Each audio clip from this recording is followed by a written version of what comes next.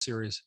Next week, we have Michael Safi, Guardians, the Pegasus person. Then the week after, we have Bloomberg's AI head, and she's actually from Chennai, Shreya. Good.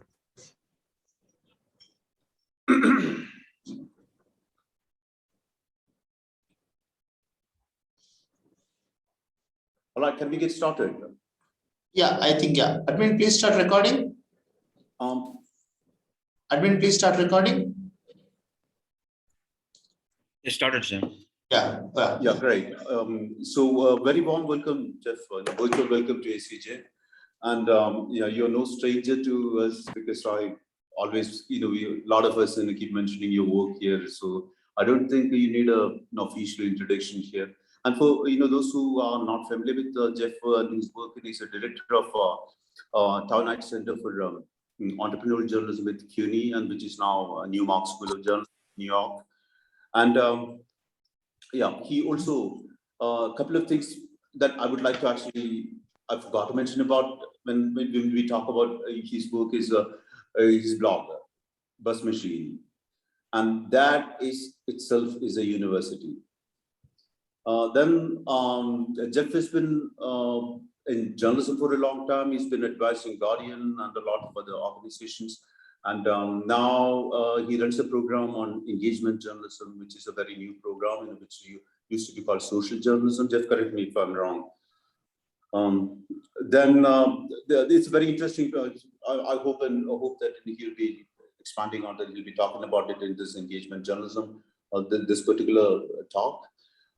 Then on a personal note, before I just concluded on a personal note, Jeff, I got into teaching after watching your 2010 TEDx. I never wanted to be a teacher.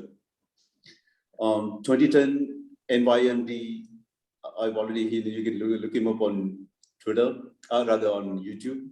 And that was what got me into teaching, actually, because quit journalism and get into teaching. And that was very inspiring.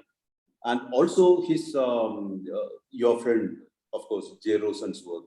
These are the two things. That's a very personal note. Just you can ignore it. So yeah. On bad days, you can blame us, eh? Yeah. So yeah, here is Jeff for you. Jeff. Yeah, you can stop. So thank you so much. I'm honored to be here and delighted. I had such a fun time with your colleagues from last year that I immediately said yes, eager to chat with you. Also, I loved the conversation and the questions and the challenges last year. So I want to get to that as soon as possible. The whitest guy I've ever seen. Sure. And we have always the same problem in every country of remembering to mute yourself on Zoom. Dev asked me to talk about engagement journalism. We just changed the name. We called it social journalism. Now we call it engagement journalism. Frankly, I'm not sure why we changed the name, but we changed it because it's the term used in the field. And the idea here is that these are I hope, the revolutionaries of journalism. I hope these are the people who are going to fundamentally change journalism. That's not to say that I want to throw out everything that journalism was and is, but journalism can be so much different and can be so much more right now. And my message to you primarily is you are the ones who are going to change journalism. You are the ones who are going to revolutionize, rethink, reinvent journalism. I'm too damned old. The reason I teach is so that I can watch and help students do this. And so change it how? My core belief here is, the thing I've learned while teaching, is that journalism properly conceived is a service to people. It's not a factory that manufactures a product called content that people buy and consume. That's a very industrial way to look at what journalism has been and was. But instead, I think that journalism exists to help people in their lives and in their communities. And so we have to ask how we do that. And we have to ask the communities we serve what they need. So the first and most important lesson that we teach in both engagement journalism and entrepreneurial journalism is to listen. And that sounds really glib and obvious. We think we listen well, but the truth is Too often journalists go out with a story idea, a narrative already in mind. They have their notebook, they take down quotes to fill in the blanks, they come back, they tell the story that they intended to tell. We think of ourselves as storytellers, but there's a problem with that. There's a seduction to the idea of the story, because the story puts us, the storyteller, in control. We decide what the story is, what the narrative is, who to talk to, who gets to speak, who doesn't. And that's part of the reason I think that in the United States, journalism is not very well trusted. We were right down there with congressional politicians in ratings of trust. And it's not because of the internet. Trust in journalism in the United States started falling in the 1970s. I think there's a lot of reasons for that. So when people say we have to regain trust, yes, to some extent we do, but there are many communities in the US that never trusted us. Because the truth is that in the US, media have been run forever by people who look like me, old white men. And for too long, we have not represented and not given voice to people who don't look like me. And so they did not trust media to represent them. And the internet comes along, and the internet enables these communities who've always had their voice, who've always spoken, to finally be heard. And so it's because of Facebook that a young woman had the courage to film the murder by police of George Floyd in the United States, showing the reality and sparking a movement around the world and emphasizing Black Lives Matter. It's because of the hashtag on Twitter that we have Black Lives Matter and we have Me Too, and we have these movements that exist. This should tell us a lot about journalism. I've been researching a book on Gutenberg and early print. I have with me, you can see this here. This is a piece of type, a 10-point type. It's a capital L. And it's amazing to think that back in the day, when you wrote something, someone had to set the type letter by letter by letter by letter, thousands of these in little positions to be able to print, and then to be able to pull the press over to get that single page printed, and to go on and on and on. And technology changed journalism and media fundamentally, right? Before the steam-powered press, before cylinder presses, before linotypes and typesetting, newspapers in the United States and in Britain ran maybe a maximum of 4,000 copies. Then suddenly technology allowed it to become mass. It allowed it to print as many copies as you wanted, hundreds of thousands of copies, even millions of copies. And so suddenly it changed our view of society from being small and community-based to mass media, mass manufacturing, mass marketing. We saw everyone as this huge mass of people all the same. And we lost in that the individual, we lost the community, we lost the opportunity for conversation. As I've researched the early days of print, one thing that really struck me was how it was conversational. In European print, and let's be clear that print movable type was invented first in China and first in Korea, but we tend to look at Germany and Gutenberg as the birth of Western media. But in those early days, Martin Luther had debates with the Pope through print, through books. Media was conversational. We lost that conversation, I think, when media became mass. So social journalism, engagement journalism, the idea behind it is that we want to try to recover and improve the public conversation, the conversation that exists. And how do we do that? Our students are told at the beginning not to go out with a story idea, not to go out with a product idea, but instead to go out with their ears and their eyes, and to listen, and to go to a community that is self-defined. And by that, I don't mean a demographic community like millennials. I don't think anybody walks up to anyone else and says, "Hi, I'm a millennial," right? That's an external definition. Demographics are external definitions of people. How do people define themselves? What affinities, needs, interests, circumstances do they share that they find in common? And we go to those communities and we tell the students, first and foremost, to observe and to listen, almost like an anthropologist, and then to try to reflect back what they hear to those members of the community. Did I understand you correctly about your needs and about your views of yourself? And then, and only then, when they see the needs of those communities, can we start to create the ideas for the journalism that we may have. But that journalism may not just be storytelling. It will be. We teach students to write and report, and storytelling is part of what we do. But it's important, I think, to recognize that we have so many more tools available now besides just storytelling. And sometimes the story is not necessary. If you're going to serve, let's say, young parents, there's not a lot of news in diapers, but there are services that young parents may want and need, to be able to meet other young parents, to be able to talk to experts, to answer questions, to get discounts on the products that they need, to have playtimes together, to find help with how to take care of children while working, and so on and so on and so on. A lot of that is about advice and community and education and information and commerce.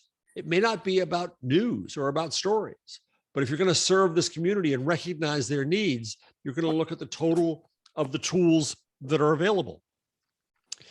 And I think it's important then to understand where we sit in the new ecosystem of media.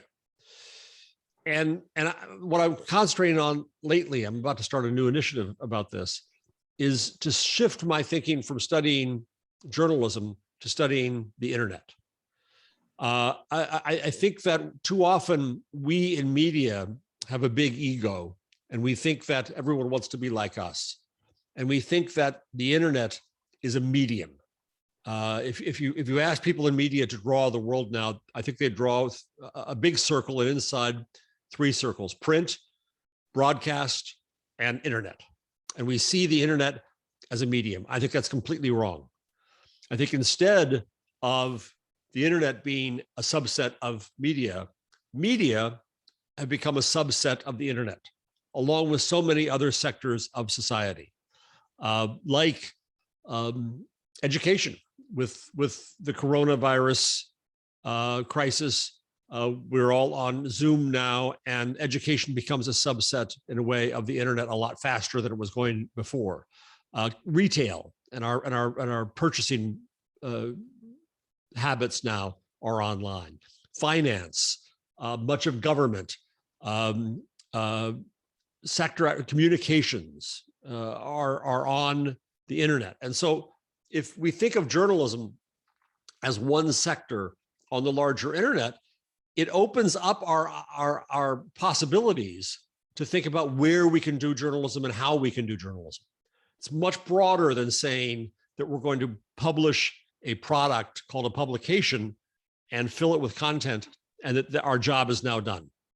We have the opportunity instead to say that we can serve people through the tools that exist: Facebook, Twitter, WhatsApp, TikTok, and so on.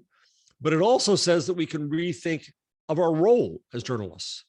And perhaps we're storytellers, but perhaps we're also educators.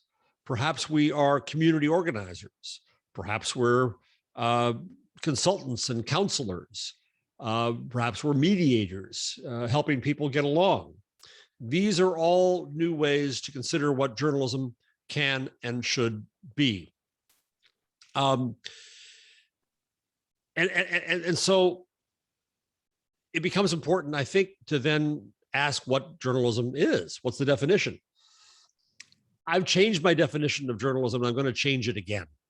My latest definition has been that journalism exists to convene communities into respectful, informed, and productive conversation. I'll say that again: to convene communities into respectful, informed, and productive conversation. Instead of respectful, I used to say civil, but civil is a problematic word because that's a word that comes from power. If I have the power to decide who is civil and who is savage, then that's an opportunity for me to control the dialogue. So I changed the word from civil to respectful, but I'm still not satisfied with that. Because again, I think that comes out of power, that I can demand respect without earning it. And I think that that's an issue. And the other problem I have with my own definition is I don't think it's our role to convene communities. Communities already exist. They're already doing what they want to do. They're already living their lives. And I don't think it's up to us to convene them. Their conversations exist, and we ask to be invited into those conversations to see whether we can help them. So I don't know what the definition of journalism I'll work with next is. I'm still thinking about that. And if you have any ideas for that, I'll be grateful to hear it. But the point is, in the end, and I'll stop here in a minute, is that you need to come up with your own definitions of journalism. And you need to decide your own mission of journalism. And you need to understand yourself why you're here and what you plan to do. And learn everything you're being taught by your wonderful faculty, but then question it. And the way to question it is not to throw anything out, but the way to question it is to say, why do we do it this way? What got us here? Understanding some of the history of journalism, how it came from little pieces of lead, and understanding the business of journalism and why we do what we do the way we do it is important for you to be able to turn around and say, we don't have to do it that way anymore. And what's a better way to do it? What's a more effective way to serve the public and to serve the public conversation? So engagement journalism is just that. It's an effort to get journalists to consider the context and roots of journalism, the social context, the business context, the technological context, the historical context, to then turn around and say, how can we make it better? So that's what I wanted to say as a preamble today, but I'm eager for not just your questions, but also your challenges. And we can do this however you think best. I think your professor suggested we should try to do it in the chat, though that can also go. Yes, preferably during the chat box, or you could raise your hand. Okay, I think. Or you can raise your hand as well. Exactly. Yeah. You can use the raise hand. Yeah, please. Reactions. Please go ahead. Please go ahead, guys. Yeah. Rit, we are just now entering into the conversation of Q&A. Okay. So the first 15 minutes was Jeff's talk.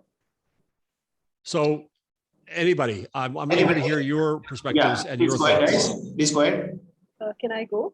Please go ahead, Anjali. So I wanted to know that what does all of this mean for our future, for the future of the world? What do you think it would look like in 10 to 20 years as a journalist? So that is my question. Like, what do you think? How will this change the future of journalism in 10 to 20 years? The honest answer is I have no idea. Because I think look at the change that's occurred in the last 20 years, right? We didn't have smartphones. We certainly then didn't have Twitter. We didn't have Facebook. We had Google, I think. When was Google started? But it's been very recent. And I think the change is going to come in fits and starts.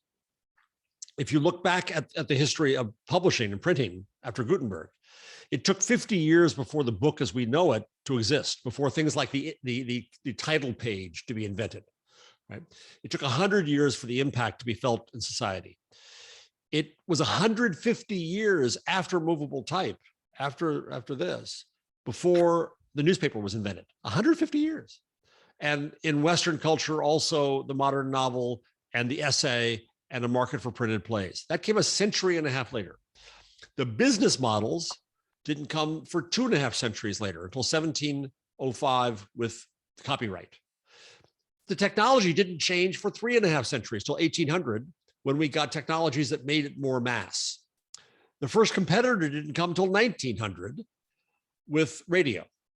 And so that change was slow and in fits. So I don't think we know what the hell the internet is yet. That's why I want to study it. I think we still imagine it in what we know. We put a label of media on it. So I don't think I'm imaginative enough to imagine what journalism can be. I want you all, maybe you're too old too, right? Maybe it's going to be your children who figure it out, but I'm hoping that you have enough of a new perspective that you can utterly reimagine what it means to serve the public. And so as a journalist, do you need to learn the skills you have now? Yes. but I think you also have to stay open entrepreneurially to reimagining new businesses, new features. I mean, how would we serve a world in India that is greatly on WhatsApp? It's so different from imagining the web. It's so different from AOL or Twitter. It's so different from print. Now, I don't think we should necessarily start with the technology because the technologies are going to change. We should start with the community's needs and see how to adapt the technologies to them. Nonetheless, go to where the people are. So to imagine, and we've had students come in from India, imagining how to start a new news operation fully on WhatsApp. That's one way to think about it. So I don't know. I have no answer to your question. Ravi? Rich? Okay, so my question was this. We spoke about anthropology, right? And how journalism does take on a form of anthropology. So in the future, or let's say, 10, 20, 30, 50 years down the line, when do you think journalism will stop being journalism and it's just going to become a subset of anthropology? I like that. What do you think? I think there is a fair chance, considering journalism has also become much more involved now. Mm-hmm.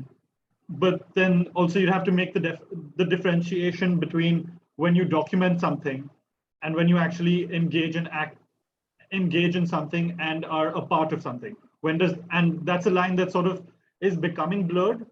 And I'm not sure if that's a good thing or a bad thing. I think it's an excellent and insightful question. Right, anthropology stops at observing. We in journalism go the next step to try to inform and change.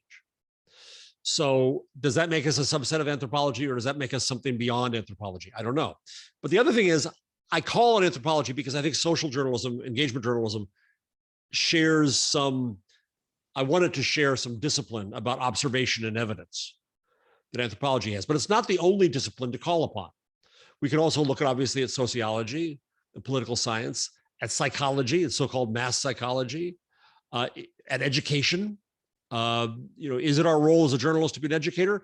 It raises some interesting questions because then educators have outcomes, right? We have, as an educator, we say, this is what you should learn. This is what we should teach you. Did we succeed or fail? Did you succeed or fail at this, right? Well, is it our goal to teach the world to wear masks? And if we fail at that, then are we bad educators and bad journalists? If we succeed, are we propagandists? Are we propagandizing the mask, right? These are the kinds of questions I was talking about with our students just yesterday. These are the questions we've got to ask is, what are we fundamentally? So we can call upon a lot of disciplines on economics, on design, on ethics, on history, to reconsider what journalism can and should be. And this is what I want to do in the project that I want to work on next, is to try to bring in other disciplines to this discussion. So I think that anthropology is one of them that can teach us a great deal, especially about that process of observation. But they're not the only one. Divyakruti? So you mentioned about how with the advent of technology, and you mentioned about how news will becoming on WhatsApp and how people are coming up with new technology to give you faster news. Do you think with all of this, with the more digitization of news media, do you think it'll be sort of a death of long form journalism with its nuances? What do you think? I'm a teacher and a New Yorker, so we turn questions into questions. Do you worry about losing nuance in journalism? I do, because it's sort of becoming a race to break the news first in the shortest way possible. So, but then you also need to give the whole picture, right? You can't just give a 60-word bulletin about what's happening and leave it at that. And that's what makes journalism, that's what makes it good journalism. And with news on WhatsApp and, shorts, like we have in shorts or something like that, with all of that coming in, I don't see where the space for long form will go. So I think it's another insightful question. And yes, every medium for journalism has an impact on it. Also, every business model has an impact, right? If we look at what the web has done to journalism, it's much like what mass media did to journalism. When papers became very inexpensive in the US, a penny press in England, and we had hundreds of thousands, then millions of them, then advertising came in, investment came in, it changed the nature of the business, and thus it changed the nature of the journalism, right? And we ended up with popular press and tabloids and sensationalism and impact, right? Well, the same thing happened on the web for a lot of the same reasons that advertising pushed us toward an attention-based economy, where we try to get your attention as much as we can. What does that lead to? It leads to clickbait. In American cultural terms, I would say cats and Kardashians. We end up with the effort to grab your attention. So that has an impact on the kind of journalism we have. And by the way, that lacks nuance, right? And it also makes us very inefficient. We all want to have the same story. We all want to be on top of it. So then what kind of impact would WhatsApp have? Yes, I think the potential is that it becomes very short. It goes, instead of the mass, it goes to very small groups. We don't really know what people are saying. And a million small conversations exist, and we get nervous about that. But I think that there are ways to add nuance to it, to have conversations with people, to answer their questions, to challenge them, to be challenged. I think we can use WhatsApp to do those kinds of things. And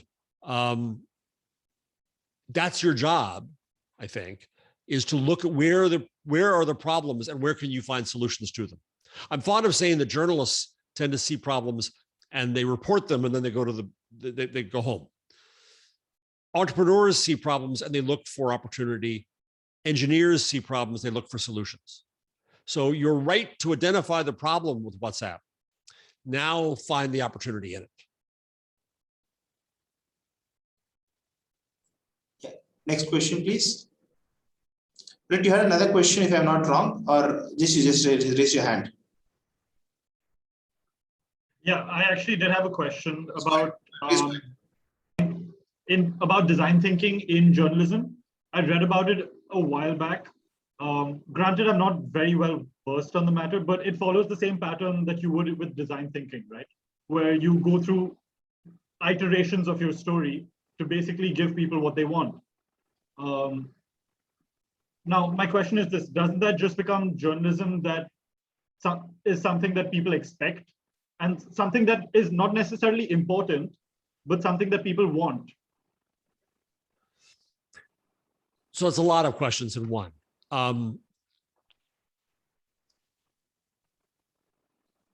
One of the things that the objections I often hear about listening to the public is if we just give them what they want, then it'll be cats and crime all the time. But that's if we listen in a way without nuance. That's a way we listen and go only for the obvious attention instead of listening for what's underneath. In a design thinking process, do you teach design thinking at the school yet? Okay, so a real quick description of it, and I'll do a bad description of it. And it's kind of a fad anyway, but called design thinking or human-centered design. Where you observe people like an anthropologist, right? You observe a marker, you observe people, ethnography, and you recognize, you get inspired to understand a problem that they have. And so you try to, it's an accordion. You come out and you see all the problems. Then you decide to focus on one. And then you imagine all the ways you can solve that problem, and you come up with a huge list of those ways. And then you again decide what's the best way, and you focus on that. And then you do a prototype and you make that and you show it to people and you get their opinions. And then you come back and you get their opinions to rebuild what you did and do it better, and so on and so on. And you keep doing that. And it's a process. I think it was made into a fad by Stanford University. It's a fairly obvious thing that if you listen to people and you understand their needs, then you're going to serve those needs better.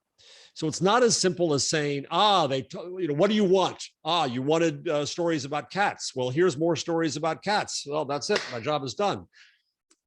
Yes, you can do that, but that's not really what it's about. It's instead saying that when you watch parents and let's say they're trying to get around a city with an infant, what kind of information do they need to figure out what's accessible and what isn't? And then you come up with an information service to help them about that. I'm making this up, it's a stupid idea, but you get to the underlying need that exists, and then you try to meet that need and see whether you met it in a more fundamental way. I think we can't insult the public to think that their needs aren't important. We have to understand what their needs are. And it's not just what we exploit and what we extract, it's what we actually serve. Did we make their lives better? Do they value us? Did we improve their lot in life? That's a deeper level than you want stories about crime and here it is. Yeah, Tiwari, I hope it's related to social journalism. Yeah, or engagement journalism. I'm sorry. Yes, Yeah. yes, sir. Yes, sir. Yeah. So I have a couple of questions. My first question is, where does the news consumer class go when we talk about the engagement journalism, and can we what happens to the media houses who take the audience's attention for granted? This is my first question, and the second question is, how does engagement journalism handle or maybe control this thing called the narrative war between countries or sections, or say east or west or north south, anything, and especially sorry, when, wait, hold on a second. You broke up for a second. Can you repeat your second question? okay, fine, sir. So my second question was that how does engagement journalism in particular handle or control this thing called narrative war?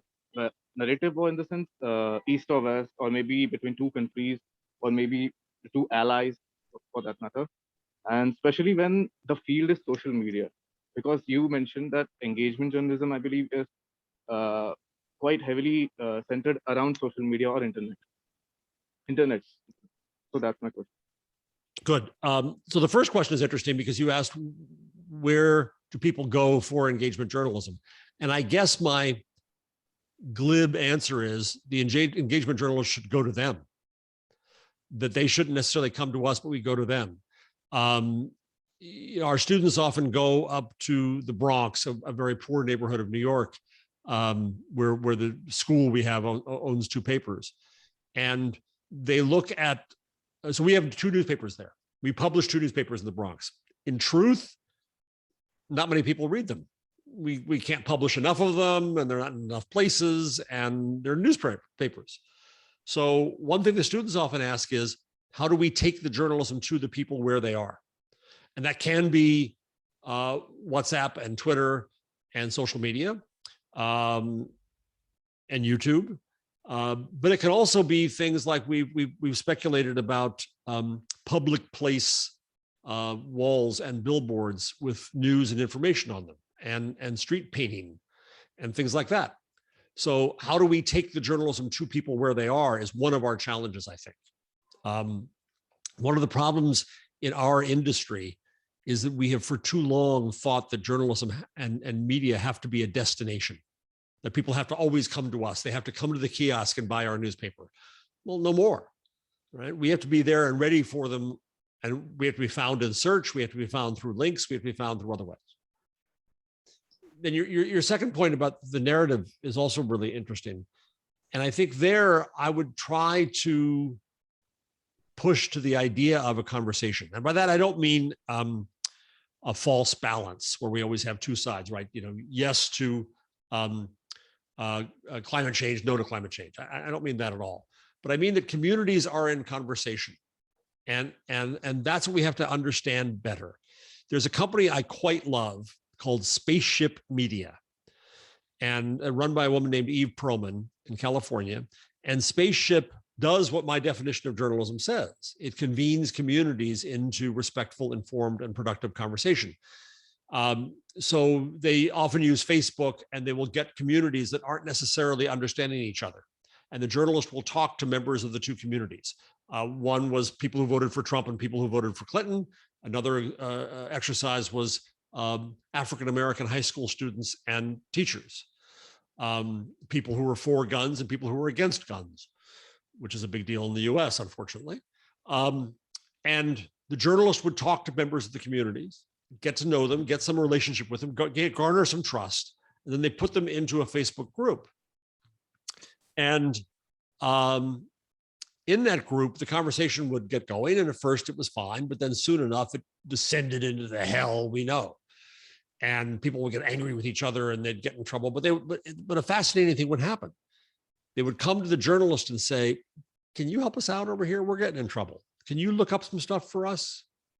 Which is to say that they valued an informed conversation, they wanted information, and they trusted the journalist to get it for them. And so what Spaceship gives them back is not a narrative, not a story. Instead, they give them what they call fact stacks. Here are the facts that you asked for, or the things you're wrong about, or the things you're curious about, or the things that you should understand better. Here are things to inform your conversation. Here are things to make your conversation better. What Spaceship has also done, because some of our graduates have gone to work for Spaceship, is that they developed a methodology for a productive conversation. They learned how to teach people how to have a better conversation. Do you really want to say that way? Maybe it's better if you phrase that as a question.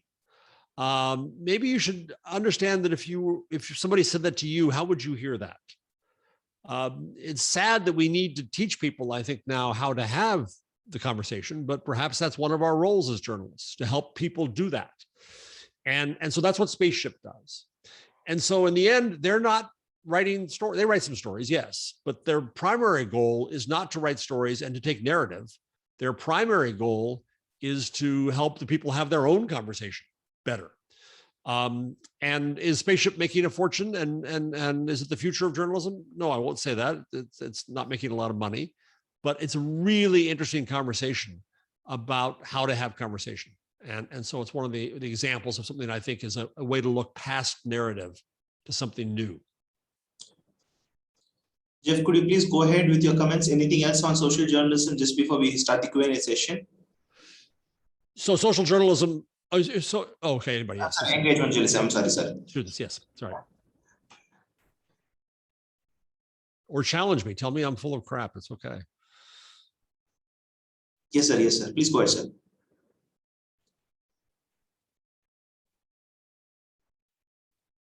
Anyone?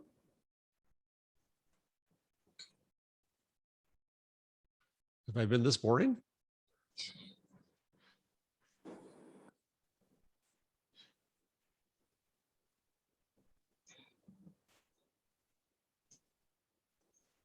There we go. Yeah. 3 up. So am I audible? Yes. So this is again a question, it's not a comment. In India, especially in the Indian context, the authenticity of news has been under like a lot of speculation recently. So under such circumstances, what role, like how does social media come into play, given that social media itself has been accused of being a medium regulating false news, like, you know, about what they say about WhatsApp University and stuff like that. So how does it play a role? Like, how does it help people restore their faith in journalism when the authenticity of news itself is an issue at such a period?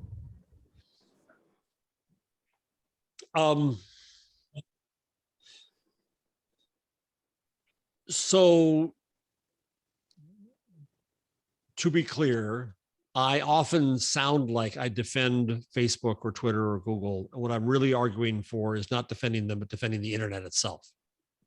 But right now, we see a lot of attacks on social media companies. And for a reason. Facebook is messing things up and they're not doing a good job.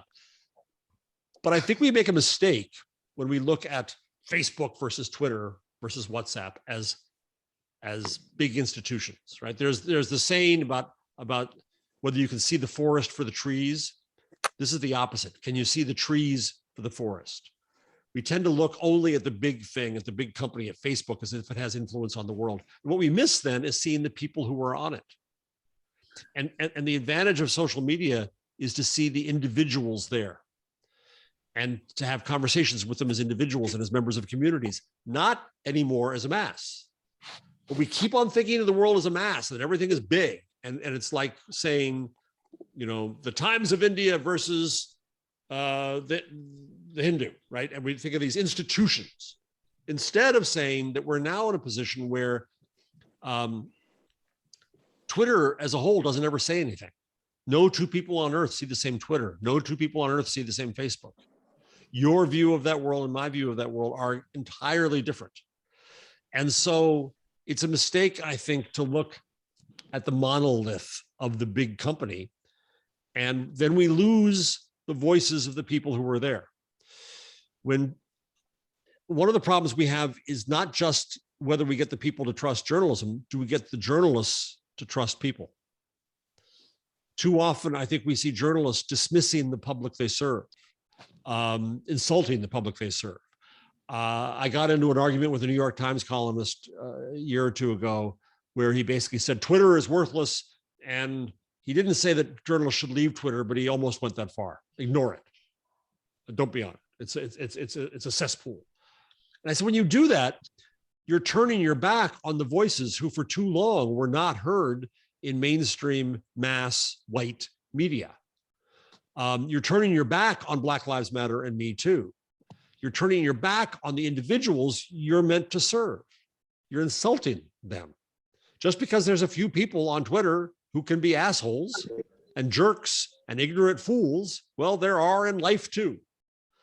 And I'm fond of saying in New York terms that Twitter is not the New York Times, it's Times Square. And if you walk through any busy part of a city, you're going to find people who are smart and stupid, right and wrong. And social media is just like that.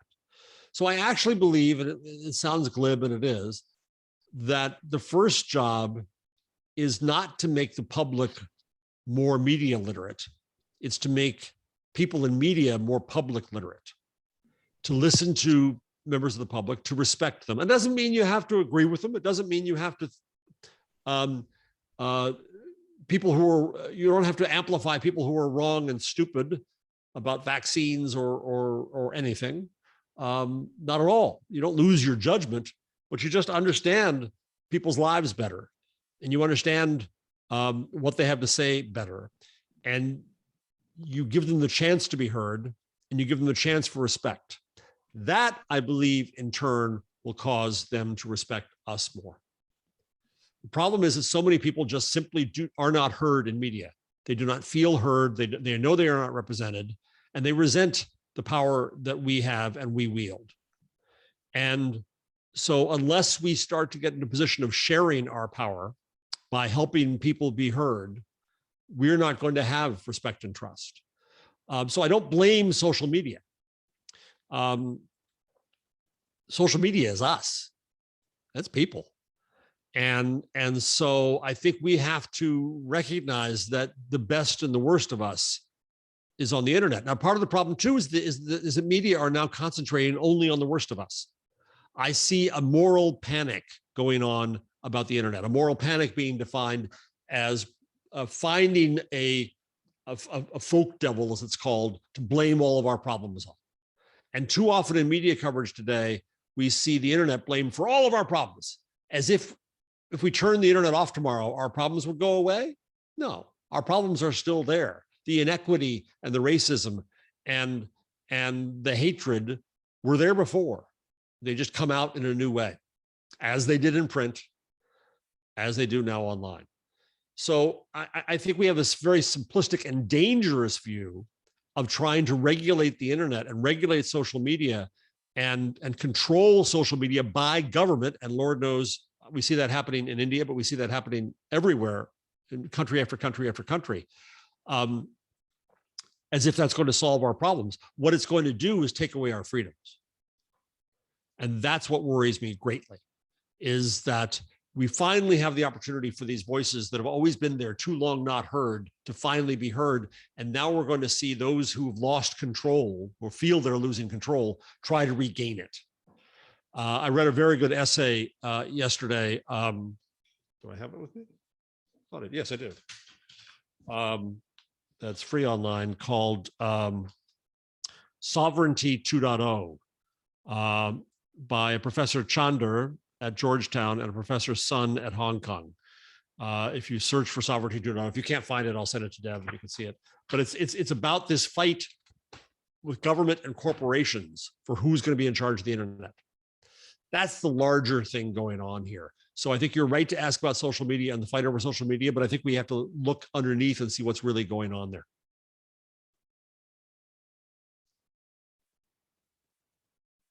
Sir, I have a question on these Please. lines. Am I audible? Yes. Sir, because in the recent past, social media is a platform which is obviously, it is widely known that the normal public is highly dependent on it and to portray their views or whatever. But people in autonomy, people in a position of authority have been misusing that, probably that trust people have on social media. For example, the whole Cambridge Analytica chaos or whatever that whole situation was. There are obviously two sides to a coin, but what is your opinion on this? Should we be so dependent on social media that people in authority, obviously in our country, if we put a point forward, dissent is not that evident, but even in social media, if we are putting a point forward, it is being used against us. This is what worries me greatly, is how social media, how the internet as a whole is being used by those in power. There was a great speech written many years ago by, so happens that the line is here, by John Perry Barlow, where he said, it was about the early days of the internet, the Declaration of the Independence of Cyberspace. It's an over-the-top, wonderful document. I recommend you look it up. Again, his name is Barlow, B-A-R-L-O-W. He died a few years ago. He was, for those music fans, he was a lyricist for the Grateful Dead. I don't know if that means anything to folks your age or not. But it begins with this stirring statement. Governments of the industrial world, you weary giants of flesh and steel, you have no sovereignty where we gather. Right?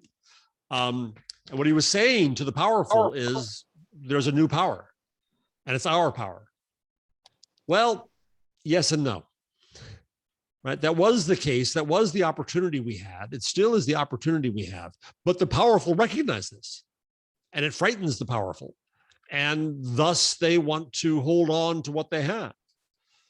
And that happens at a lot of levels. At the worst level, to go to my country, what we really see from Trump is the white majority fearing they're losing their majority power and they're going to burn the fields behind them so as not to share power with those who follow. That's the impact of their authority. Or we see governments saying, free speech is fine, except when it criticizes us, and then we're going to call it subversion, or we're going to call it insurgency, or we're going to call it revolution, and we're going to try to control it because we fear it. Or corporations too, that say power is part of our economy and we're going to control it. So there's going to be a constant tension and war going on, I think, over this. And what this essay I just read yesterday, I mentioned about sovereignty, what it really talks about is who is going to regulate the regulators. Every country, if we see what's happening in China, where they expanded the hell out of the internet, but they also expanded their control over people's lives. There's surveillance. You hear a lot of talk about surveillance capitalism and cookies, and I think that's ridiculous. I think that advertising is not surveillance because it diminishes what governments really can do, and they can surveil us, and they do have the power of arrest and law and taxation and military and spying. And so I think we have to worry, again, it's another insightful question about how authority uses these powers that also challenge them. And I don't think we know yet. I think it's a great area for journalism. What we see now is media covering technology as if it's a threat, because it is a threat to media. It's a threat to media's own power. The moral panic that's begun by media is out of media's own self-interest, because they're scared of this challenge and this competition. But they're not really covering the other side of this, which is the actions of government. What the Indian government is doing with Twitter is an important story in itself. And of course, the great irony is that the coverage may be stopped, right? It's a vicious cycle of silence. So I encourage you to stay on this story, because I think it's a critically important one. Thank you, sir. I'll go ahead. Yes. So I actually have an observation. You said that the internet is us, right? But on the other hand, the internet is also an algorithm which pushes out information based on the data they have gathered from us and curates ads according to the data they have on us. So it's basically an AI algorithm-based entity.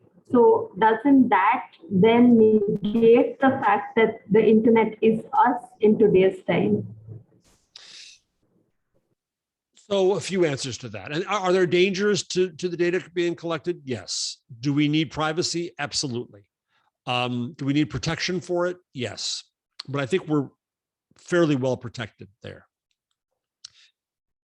I don't have a problem with targeted advertising. Because it might be more relevant and it might be more effective and it might help pay journalists' salaries better. And in fact, whenever people worry about targeted advertising, we all have examples about how stupid it can be, right? Those cases where you look at a pair of boots online and then these ads for boots follow you around for 6 weeks. And you already bought the damn boots. You're not interested in the boots anymore, but the boots keep following you around because the data is stupid. The data and how it's used is not brilliant and not going to control us. It's not as smart as we think. Now, on the other hand, people with power can make stupid decisions with stupid data, right? If we have government using AI fed by bad data to decide where to do policing or who should get out on bail, which is discussion going on out of court, that can be very dangerous. Data sets that teach AI are inevitably going to be biased because they can't be complete or they come from a perspective. And we've seen too many cases where the results are racist or inequitable. So these are dangers to keep our eyes out on, absolutely. But I would say that if we give up trying for the targeting, the personalization of not just advertising, but also of content and services, then we return to an age of mass media where everything is the same for everyone and everything is just a billboard on the highway. And it has no more relevance to us than that. When I go to Google and I search for pizza, I get pizza near me. And Google has to know where I am. And I give them permission to know that. And I'm fine with that because I get a better service out of Google. So it's not inherently dangerous or evil for data to exist. And I think that it is dangerous when we start to demonize the term data, that now big data is dangerous, is what we see often in media. Well, data are knowledge. Information is knowledge. Data is valuable. Data are valuable. And I saw you nodding your head and we agree. It can be misused. It can be used stupidly. It can be used wrongly. It can be used for bad power, but it can also be used to give people more relevance, more direct value, greater service. And so the problem is not the data or the knowledge. The problem is how we choose to use it and how we choose to control it. Do we need caution? Absolutely, always. But let's also not get so cautious that we turn it off or that we think it's an evil.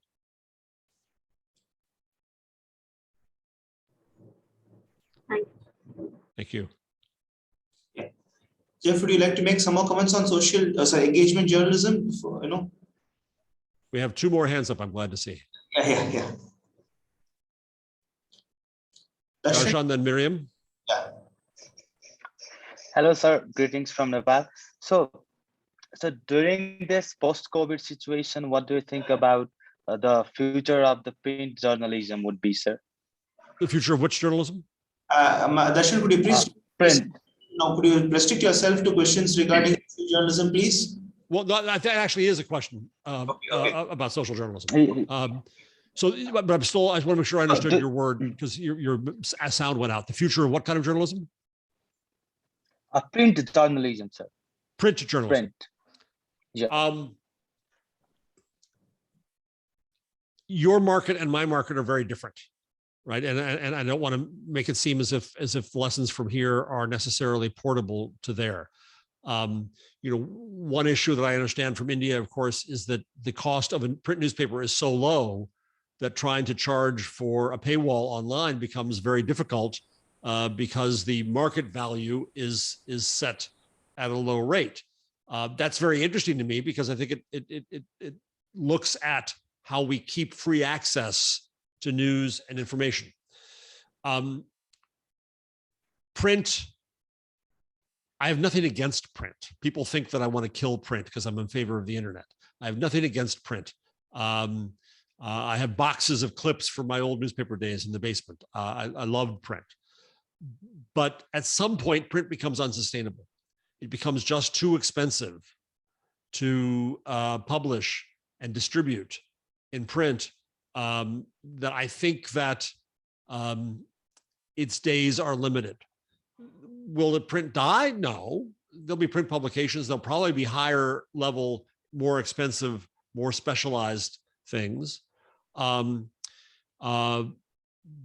as advertisers find that they can build direct relationships with consumers online, that's what's going to kill it. So that's why it is a social journalism question, because it is about the relationships that you build. And I've talked, I had dinner before the COVID. I had dinner that somebody put together for a few of us with a bunch of advertisers, a quiet, off the record dinner, where once the advertisers had enough wine, it was good wine, they got honest and they said, and I said, do you need newspapers? And they said, no.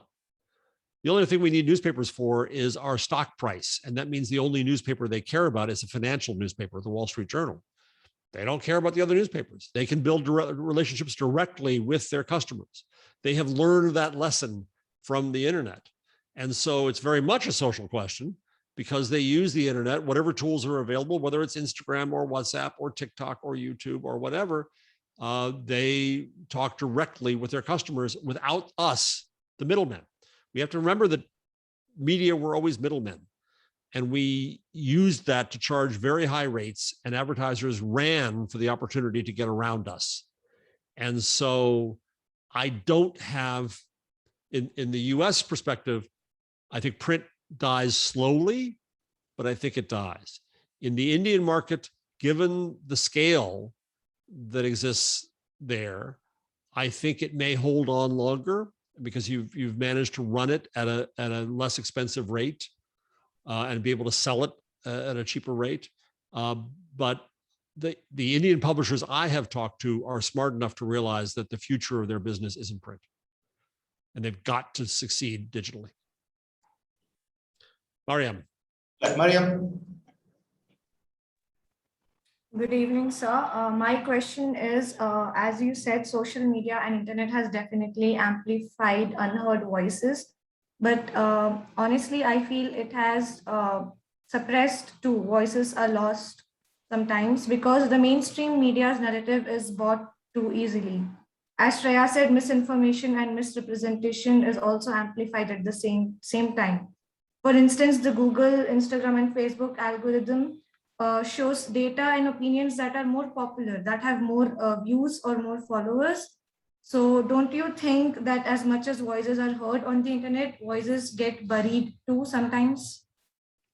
Absolutely. Absolutely the case. But I'll say what I said earlier. Wherever you see a problem like that, try to look for the solution and be the solution.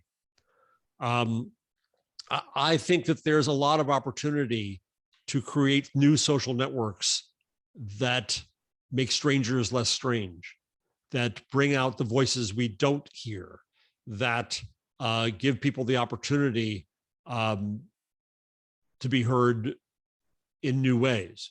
Now, we watch extremists do this all the time, right? When Twitter gets rid of extremists, political extremists on the right wing in the US, they try to start their own new social network. Well, it's a nest of vipers and asses. So that's not much of a lesson from them. But there's an example there that says, well, why not create new mechanisms for the voices suppressed to be able to be heard and create new structures? And you can do that in part on the networks that exist on WhatsApp and Twitter and YouTube and so on. But you can also create entirely new products. I think we're in a stage where the internet is controlled by these very large companies, but I think we're going to find that changing. Google is dependent entirely on advertising, almost entirely on advertising. I think that the advertising market is going to change, and I think it's going to hurt them. I think that you see things like Substack come along, which are not huge, but they have an impact on both media, old media, where the journalists are leaving places like the New York Times to create their own businesses on Substack, or you could create something out of whole cloth, out of entirely new, and so it creates a new competition. So it's early days. It's very, very early days. Like I said before, it took 150 years before the newspaper was invented. I don't know what the next newspaper of the next new age is going to be. We'll see. And my suggestion to you is when you see a problem like that, try to be the solution. Yeah. Mr. Ghosh? So my question is on in the current scenario when there is people seem to be highly polarized, and every time there's a debate, it snowballs into something which is more heated as a conversation.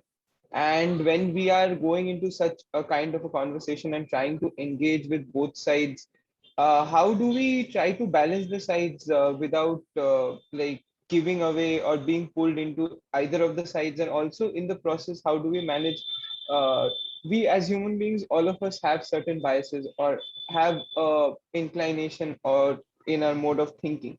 So how do we keep that away and engage with people on an objective basis? Another excellent question. There's no easy answer. But one thing is to question the idea of objectivity.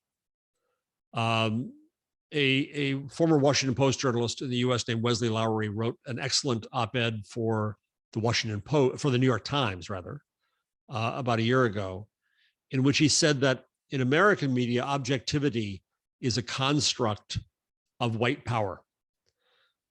Because in a newsroom that is run by someone who looks like me, an old white man, I had the power to decide what is objective and what is biased. And you had editors telling Black journalists they couldn't cover Black issues because they were Black and biased. Or you had, in the case of National Public Radio in the US, a journalist named Louis Raven Wallace, who's transsexual, was told that he couldn't cover issues of gender because he had a bias. And he quit. He got fired, actually. And he wrote a book called The View from Somewhere, in which he argues quite eloquently that what NPR did when it fired him, because he refused to play along with their rules, was they got rid of his lived experience. That is to say, his expertise. And so I think we have to value the lived experience of people and understanding that not as a bias, not as a side, but as a perspective. If you want to do a story about bigotry, do you talk to the bigot or the bigot's victims? Who knows more about the impact of bigotry? Right. So for an editor to tell a Black person in the US you can't cover racial issues because you're Black is offensive in the extreme. Right. But that was under the guise of objectivity. We have to be objective. So I think the first is to recognize that that's a myth. There's no such thing as objectivity. Years ago, I questioned, I think I did it on a patio somewhere in Delhi. I asked Alan Rusbridger, the then editor of The Guardian, how they squared their mission, which was to become the world's leading liberal voice, with these questions of objectivity and impartiality. And Alan said that the key goal is to be intellectually honest, that we report even that which does not comport with our own worldview, because you can trust us to do that, that we'll be honest, we'll report the uncomfortable truths. The other thing you raise in this question of sides is the danger of what we call false balance, where we see we'll have one person from this side, one person from that side, and we'll have them yell at each other, then everything will be okay. We've reached balance. Well, if we're talking about things like vaccines or climate change, to try to have balance is itself to lie. To act as if the anti-vaxxers are an equal stage with doctors and scientists is a lie. So we have to take sides sometimes. We've got to take the side of science. And that's uncomfortable. And journalists are uncomfortable with that. So are platforms. Nobody wants to make decisions and take sides and be controversial, but sometimes we have to. Last thing to say on this is that in both of our media ecosystems, we make too much money on controversy. We do it in the US, but I've also, last time I was in India a few years ago, I watched television news channels with lots of boxes all yelling at each other, right? Because that's the business model we have, values conflict. Makes it more dramatic, makes more of a narrative. We make money on that.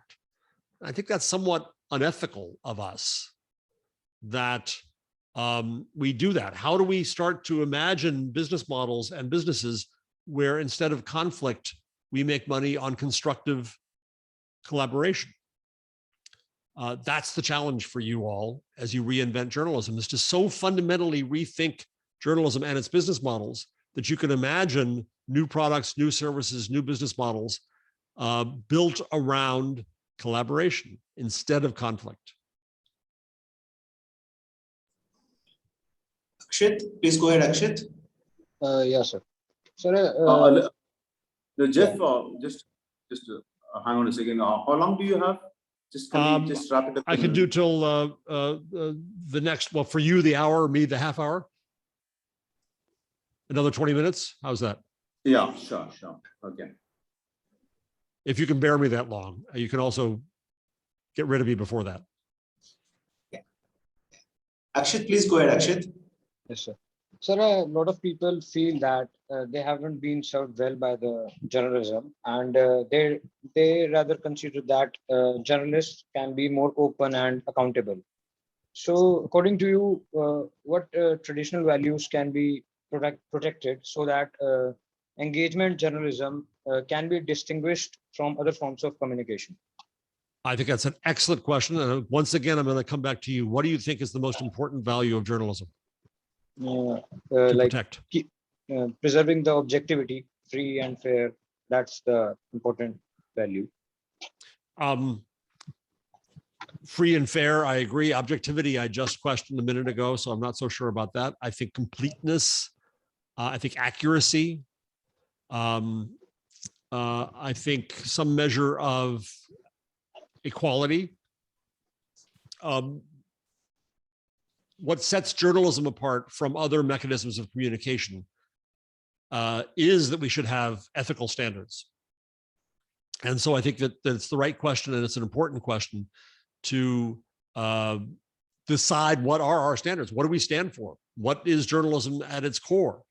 That's not for me to say for my age, it's for you to decide for the next age. And I think you're right to not just try to throw things out, to ask first, what do we preserve? What matters? I would also say that there are other challenges we have. There's a movement out of Denmark called Constructive Journalism, where they argue that we don't present a very accurate view of the world. We present a view of the world at which everybody is always fighting and always hating each other, and that they care about only a few certain issues more than the common everyday things of their lives, and they have nothing in common. And that's inaccurate. I think they have a good point. Then there's a movement in the US called solutions journalism, where they argue that they don't say that we're going to present a solution, but we're going to present the fact that people are trying to find solutions. We're going to share what their efforts are, what their successes and failures are, so that when we present a problem, people aren't just presented with the problem and then we stop and go home. That instead, people can see that there are efforts at solutions and there's maybe things they can do. And so it's more constructive as a journalism.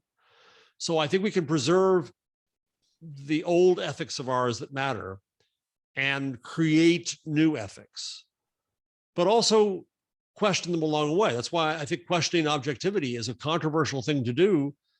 But when we recognize the power that it comes from, I think that we need to question even that. And I'm not saying that I'm right or wrong here, or that you're right or wrong here. I'm saying that it's a debate we should have, and it's a good debate to have. Ishta, could you please go ahead? Ishta, are you there, Ishta? Ms. Pandey? Yes, sir. Please go ahead. Sir, you mentioned that the whole idea of social journalism or impact journalism is about uplifting the communities, the unheard communities, which don't get that much representation in traditional media. But with that, we can also say that with the whole idea of internet, the whole fact of page views or views comes into picture. So with that, how do we tend to make a balance between having an impact, but also keeping audience growth as a primary motive, because that is also important? Another good question. As you can tell, that by saying things are good questions, it buys me time to come up with an answer. Impact is a really interesting measure of success in journalism, right? The measure of success we tend to use is audience attention. How many people do we get? How long do we keep them? Then there's kind of the social things. Did they share us? Did they link to us? How long did they read? How much did they read? How often did they come back? It's all enough about you. How much attention did you pay to us in media? And that becomes corrupting, as we've discussed already. It leads to sensationalism. It leads to trying to grab people's attention with cats and things like that, and crime. So impact is an entirely different way to look at the value of journalism. And I like it as a context, as a way to think. There's a company in the US called Chalkbeat, as in a chalkboard. It covers education. And they have a platform they call Mori. I think it's spelled M-O-R-I. They've written about it, where the journalists, before they write the story, have to talk about the impact the story might have, why they're doing it, and what they're going to look for. Is it to change laws? Is it to inform parents? Whatever. And I like this idea of impact. The problem with impact, too, is that, however, it can often start with being about us. What impact did my story have? Right. And so the discussion starts with my story, where I would prefer that the discussion starts with the community's needs. And did we have an impact in that context of their needs? That's harder to measure. It's harder to separate, how much impact we had versus others had. But I think it's the right way to start thinking about the value of journalism. And but you're right. Your question says, can we have any impact without any attention? This is part of the problem of paywalls, is that when you take a publication and you put it behind a paywall, fewer people see it, fewer people read it. You might make more money, but you're going to have less impact because fewer people see you. And this is part of the balance we have to figure out in our world. And clearly, all of this can be misused, right? You can sensationalize something to get more attention in the hope of getting more impact, and that can be corrupting. That's always existed in our business. It's always something to be cautious about. But I think if you explore this idea of impact in communities, impact in people's lives and communities, it's a really interesting way to start to reconsider how we measure success in journalism. Rit, could you go ahead, please? I hope it's related to social journalism. Yeah, I have two questions. One is, we previously discussed, a Black individual not being able to report on something like Black Lives Matters. So with regards to, particularly in a place like India, where we have a fairly unfortunate and robust caste system, how do you navigate sending reporters, and how would you expect reporters to navigate situations like this? Because it becomes difficult. So I can't speak to your culture. So similarly, okay. I think a better parallel would be indigenous tribes in the US, and similarly in Canada. How do we know who gets to go and speak to tribal communities on reservations?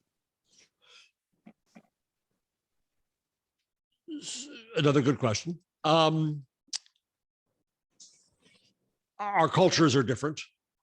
And so the realities that I can speak to are different, and I won't fully understand the impact of class in Indian journalism. And so I think it works two ways, right? One is whether the journalist is allowed to cover stories, and the second is whether a community will trust certain journalists or not to cover them. Right? So it works both ways. One of the insidious things that I see happening in American newsrooms, and also, frankly, in journalism classrooms, is that a student or a journalist will come to a professor or an editor and say, I have a story idea about this. And the editor will say, that's not big enough, which is a veiled way to say that doesn't affect me. It doesn't affect enough people who are like me. That is insidious, right? That's a problem, and that's insidious in its roots because of mass media. Right? Mass media expected something to cover everybody. I was raised in America in a time of what we called the melting pot. The idea that we would all come together and become colorblind and class blind, and we would all end up kind of acting the same. And I was raised with that as a virtue to attain. It took me a long time in life to realize that that was fundamentally racist, because it said that everyone was going to be like me. I was in the position of power. I was the core culture of the country, and everyone was going to end up like me, and then everything would be okay. Right? Rather than valuing the other voices and the other cultures that exist. So I think it is critical that we enable people with lived experience to bring that lived experience to their journalism. They need to be transparent about that, right? If I'm covering religion in America, it's relevant to the readers to say, this is how I was raised in religion. This is what I think about religion now. Not because it's necessarily going to affect my reporting, but because you should be able to judge my reporting on that basis. You should be able to judge it. I've used this word a lot today in that context. So I think people should be able to bring their lived experience. A Black person should be able to cover Black Lives Matter. Absolutely. Then there's the next question is that we tell journalism students that they should go out and find and report on people who are not like them. There is often a fear of going into communities that are strange to me, right? And journalists of all people must learn to get over that and must learn to be able to grapple with their own fear is a strong word, but their own apprehension. Then the third level of your question is, then what about the members of that community? How do they view us in journalism broadly or an individual journalist? Well, they have the right to not talk to us. They have the right to not trust us. They have the right to choose to take their stories elsewhere. They have the right not to have their stories extracted and exploited. We have to recognize all of that. Now, that is the best reason for having a diverse newsroom. But another thing that happens is we've failed in America at diversifying our newsrooms horribly. The newspapers in America aren't even reporting their racial numbers anymore because they're so shameful. So that's why my journalism school exists to a great extent, is maybe we do have to change how the journalists are made. And so rather than thinking that we're going to take the journalist and say, you have to cover a community not like yourself, maybe we need to go into the communities and teach the communities journalism so that they can do their own journalism more. And we can rely on that and work in a network with them. So it's the most complicated question of all. There is no easy answer here, but we have to work toward better understanding. And I say all this as an old white man, and I'm learning every day, every single day, and I learn most of all from our students. And so we all have a lot of learning to do, especially people like me. Yeah, Shreyansi? Am I audible? You are loud. Yes. Right. So, sir, my question is, you've briefly touched upon this, but I just want to know, so with the whole vision of the public sphere sort of getting reshaped, do you think the gatekeeping function of journalism, does it become more important or does it become less important? What do you think? I think in my country, it becomes more important because we're not shaping the public sphere the way that I think it should be shaped. So that's an interesting question. My reflexive answer, my revolutionary answer is to say less important, because I resent the fact that a few privileged people in media thought that they could control the conversation and set the agenda. And so I celebrate the fact that the internet comes along and other people can now set the agenda and they can use other tools to do that. And so I celebrate the challenge to the gatekeepers of big old legacy media and big old power. Now, having said that, you raise an interesting question. Is that, okay, fine. So in that world that I present, everything is out there and everything is in essence equal. So I do think there comes a point where you turn around and you do value expertise and to an extent gatekeeping again. And I'll give you an example.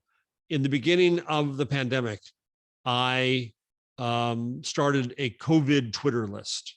You can find it on my Twitter feed. There's 600 epidemiologists, doctors, scientists, virologists, biologists.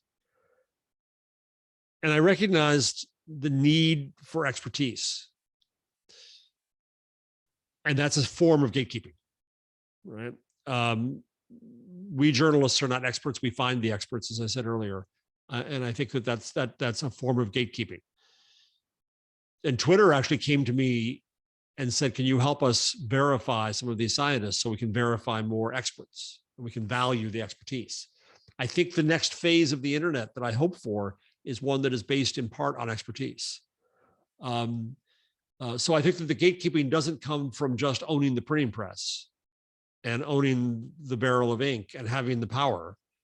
The gatekeeping needs to come from some level of expertise and merit. And expertise can come from having a degree, being at an institution like university, but it can also come from having lived experience, from saying that a Black person can speak to Black experience in a way that a white journalist can't. That's a form of expertise and a form thus of gatekeeping. And so, yes, I'll turn back around and say that I think there becomes a role for gatekeeping, but I hope it's a new kind of gatekeeping. It doesn't exist simply out of power. It exists to try to add value to the conversation.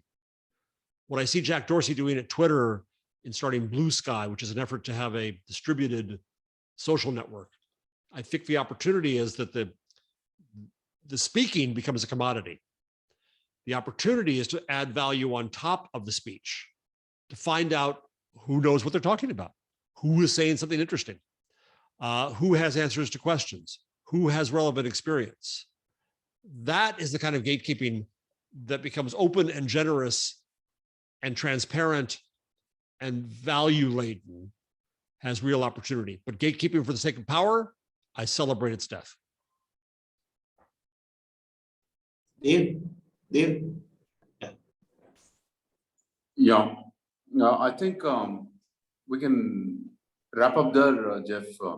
And thank you so much for being there for us. It's my pleasure. I have a request. Yeah, I need a connection with, I need you to connect with me, please, with Jay Rosen. Will do. Please.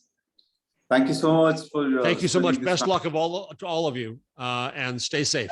Thank you so much, sir. Email you if we have any questions, if we'd like to have a conversation with you. Sure. Just remember that I'm the absent-minded professor, so I'm not very good at email, but yes. Yeah. I think, cheers. And follow him on Twitter. Yeah, cheers. Yeah, yes. Follow him on Twitter, okay? He's very active on Twitter. Take care. Thank you. Thank you, Bhavan. Thank you, sir. Admin, please. Thank you, sir. Admin, please close the meeting. Thank you, sir. Thank you, sir. Thank you, sir. Thank you, sir. Thank you, sir. Thank So you. would we get the recording of this session?